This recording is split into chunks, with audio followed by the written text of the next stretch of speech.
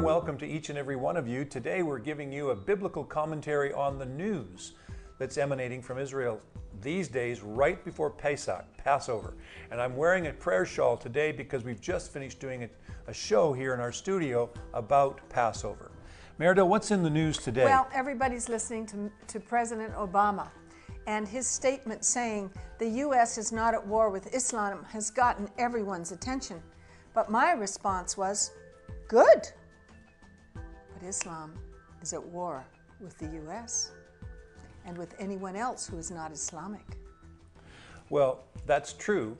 Fundamentalist Islam has decided, or has, it's in their dogma to conquer all the world because they believe that they are a socio-political religious system that is the best that the world has ever seen, and that they therefore must rule everywhere in the world with their dogmas.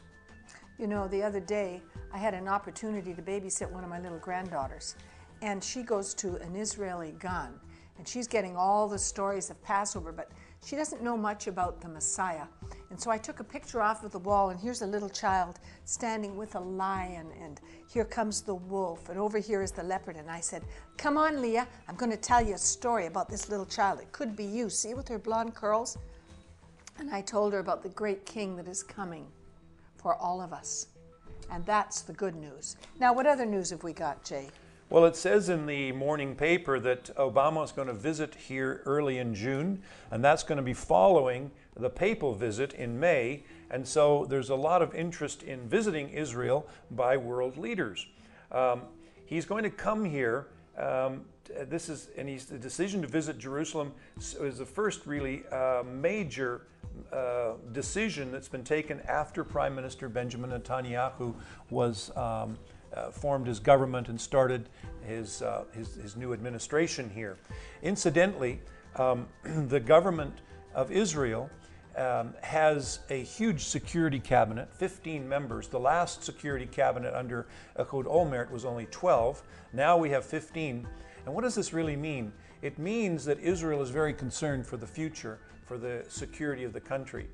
Prime Minister Benjamin Netanyahu and Defense Minister Ehud Barak were actually in a very, very elite army unit called Sayeret Matkal, which is, it's like the very top soldiers in the country are only accepted into that unit.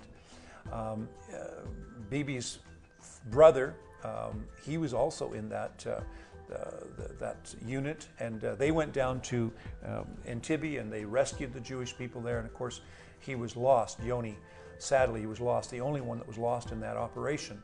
And then Bugi Yalon, who is also in the government and in the security cabinet, was also in Sayeret Matkal. So this is the first time in the history of Israel that 3 top men in the government are actually members of the Sayeret Matkal. And interestingly enough, in the time when they were together, Ehud Barak, he was actually the commander of Bibi Netanyahu. Now, Bibi is the prime minister, is the commander of Ehud Barak. But it's very important. Pray. We need people out there who understand the significance of the biblical mandate that Israel has to be a strong country, to represent the covenants and promises of God, that these men need your prayers.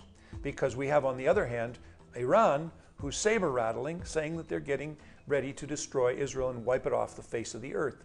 They have actually said this over 300, Ahmadinejad has said it publicly over 300 times, that he's going to wipe out the nation of Israel. And that's very concerning for us. Also, I was very impressed by Mr. Lieberman, the foreign minister, because in his first speech, he set the agenda. He said, my staff will be on duty at 7:30 in the morning, and I want them willing to work until 10 o'clock tonight. It's like a call has gone forth in the earth. Can't you feel it in the governments that are coming forward? Mr. Brown of England, and Sarkozy of France, and Merkel of Germany, and Obama of America, Netanyahu of Israel. The days of wine and roses are over. The day of accountability has arrived, because these are the most serious days our world has ever faced. And as the challenges continue to grow from radical Islam, I must say, we are going to see things happen of biblical proportions. Earthquakes are taking place on a daily basis now, not just once every 6 months, but on a daily basis. We're seeing earthquakes overtake the earth. And this year in Israel, for the first time, there are so many hungry families. We don't have enough to give every family for Passover this year. So ladies and gentlemen, we ask you to take the Word of God, study it, and also look at the newspapers, study it, and see where the two come together. And you'll be seeing that what Jesus said, he said, these are some of the signs that you're going to look for before his coming.